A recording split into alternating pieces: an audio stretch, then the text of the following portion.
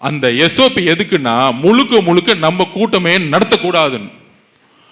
இப்ப திருச்செந்தூர் கோயில்ல இல்ல வேளாங்கண்ணி கோயில்ல ஒரு பெரிய கூட்டம் வருது, 10 லட்சம் பேர் வராங்க அப்படின்னா அதுக்கான பாதுகாப்புக்கான பொறுப்பு யாரு? காவல்துறை. அவங்க தான் ஆர்கனைஸ் பண்ணுவாங்க ரோட்ல இருந்து மெயின்ல.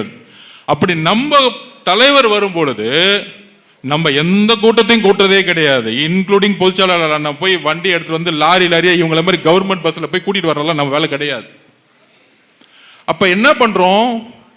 10,000 பேர் பர்மிஷன் வாங்கினா 1 லட்சம் பேர் வராங்க. 1 லட்சம் பேர் பர்மிஷன் வாங்கினா 5 லட்சம் பேர் வராங்க. மதுரையில் மாநாடு நடத்தினா 15 லட்சம் பேர் வராங்க. அப்ப இதுக்கான ஒரு பாதுகாப்பை நம்ம கட்சியோட சேர்ந்து காவல்துறை கொடுக்கணும். ஆனா இவங்க என்ன பண்றாங்கன்னா காவல்துறை வர மாதிரி வந்துட்டு அமைதியா போயிடுவாங்க. அப்ப அவங்களுக்கு என்ன நோக்கம்? ஏதாவது பிரச்சனை நடக்கட்டும், ஏதாவது அடிதடி நடக்கட்டும், எல்லாம் மயங்கி விழுட்டும். இதுக்கெல்லாம் காரணம் தலைவர் விஜய் அவர்கள். இப்ப ஏன் அவர் ஒவ்வொரு வாரம் 10 நாளும் பர்மிஷன் வாங்கிட்டு பொறுமையா வராரு தெரியுங்களா?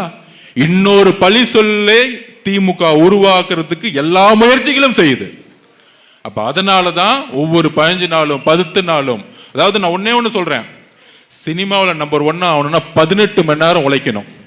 18 மணி நேரம் உழைச்சா மட்டும்தான் நம்பர் 1 ஆக முடியும். அப்படி உழைக்கக்கூடிய எங்களுடைய தலைவர் அதெல்லாம் தூக்கி போட்டு அரசியல்ல ஜெயிக்கணும் வரும் பொழுது 24 மணி நேரம் உழைக்கிறதுக்கு ரெடியா இருக்க மாட்டாரா? என்ன ஒரு அவதூறு அவரை பார்த்து. வரமாட்டேங்கிறாரு. உங்களுக்கு புரியுதா? போலீஸ் பர்மிஷன் கொடுக்க மாட்டாங்க, ஆனா வீட்டை விட்டு வரமாட்டாருன்னு இவங்களே பிரச்சாரத்தை உருவாக்குறது.